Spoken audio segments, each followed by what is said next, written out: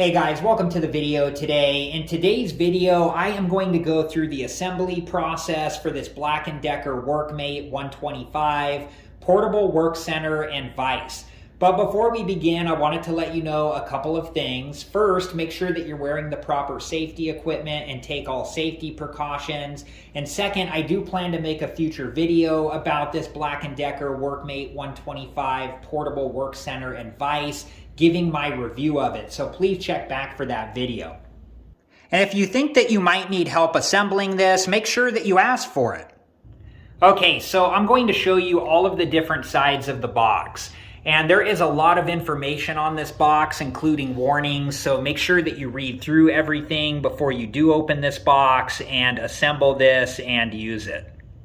Okay, so there was those two sides, and then here is this side here, and here is this side here, and here is this side here. And like I said, there is a lot of different information on this box.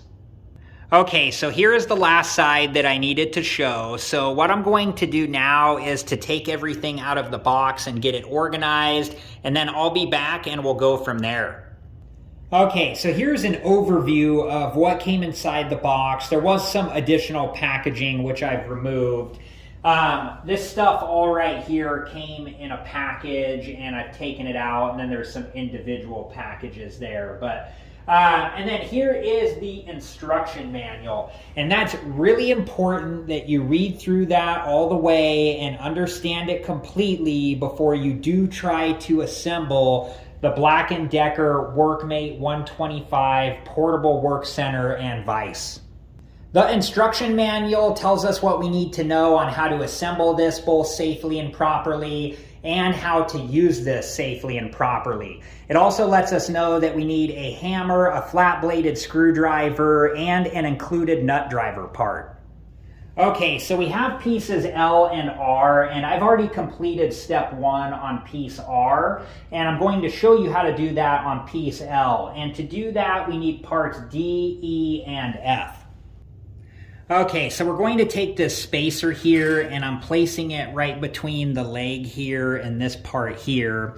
And then we're taking the carriage bolt here and placing this underneath here, and it will go through the spacer and then through this leg here. And we just have to line this up, and once we have it lined up, we can press the carriage bolt through like so. And then we're going to take this piece here, and we're just going to use this to tighten this down. And we'll just keep turning this until it's all the way tightened down. And we're almost there, I think. And there we go. And make sure that this locking knob is secured all the way down on pieces L and on piece R before we move on to the next step, just so they don't move at all. Okay, so step 2 is to secure part Z to the legs on parts L and parts R. And you'll need to install 2 bolts, which there are the bolts there, and then 2 nuts, which there are the nuts there. Okay, and to do this, you're going to need 4 of the nuts, which are part A, and then 4 of the bolts, which are part C. And if you notice, the bolt has a Phillips head pattern, so I used a Phillips head screwdriver, not a flat blade screwdriver, so you're going to need that as well. And then you're going to need this nut driver, which is part U. Okay, so now I'm going to place the nut driver on the nut here like this, and then the screwdriver on the other side, and I'm just going to tighten the bolt all the way down. And then once it's tight, I'll move on to the next bolt. And then for part Z, so what I'm doing is I'm just getting this bolt snug, and then I'm just making sure to press part Z all the way down into the leg like so. And then I'll continue tightening the bolt until it's all the way tightened down like so. Okay, so what I've done is I've taken what I've assembled this far and turned it over, and then this is part Y. And I'm going to place part Y on each of the legs, and then what I'm going to do is line up the holes on part Y with the holes on the legs, and then I'm going to use 4 of the bolts, which are part C, and 4 of the nuts, which are part A, to secure it in place. Okay, so I have piece Y secured into place. I have the 2 nuts and bolts on each of the sides. and I got everything secured all the way down, and here's what it looks like on the underside there. And then on this bolt here, what I did is I snugged this down and then made sure to press this down before I tightened it down all the way. And I did the same thing on this side, but I think this one is bent a little, so there's still a little bit of space. And before we move on to the next step, make sure that all the nuts and bolts are tightened down on parts Y and parts Z. Okay, so what I did is taken what I've done this far and turned it upright. And then I completed step 4 and step 5 on this side. And we'll take a closer look at step 4 and step 5 on the other side. So this is part N, and it goes underneath and through the front and then attaches to part K. And part L attaches to part K, and that's step 4. And then step 5 is lining up the hole with part K and part N so you can see the hole through it, and then placing the pin in there and hitting it in with a hammer. And what I did is I took this out to the garage and put something underneath the legs below because I didn't want to hurt the floor. And then I hit this in with a hammer, and this is what it looked like. Okay, so what I'm going to do is take part N here, and I'm just placing this underneath and through the front like so. And then I already have part L attached to part K. I already snapped this in. This snaps into here. And I'm going to place this on the front like so. And then I'm going to line up where the holes are on parts N and part K. And once we have the holes lined up, like so, here is the pin right here. And I'm going to place the pin in here, and then I'm going to hit this in with a hammer. But I'm going to take this out to the garage to do that, just because I don't want to hurt the floor. And like I said earlier, I put something underneath the legs, so even in the garage, I'm not hurting the floor.